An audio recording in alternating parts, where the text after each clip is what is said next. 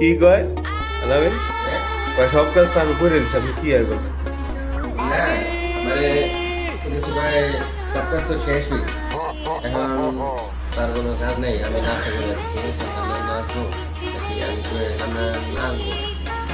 তাইলে অপেক্ষা করবো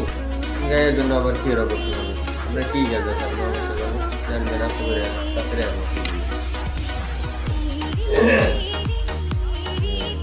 লাগে হ্যাঁ আমি সকাল থেকে সকাল 7টা থেকে সব কিছু রেডি করা শুরু করছি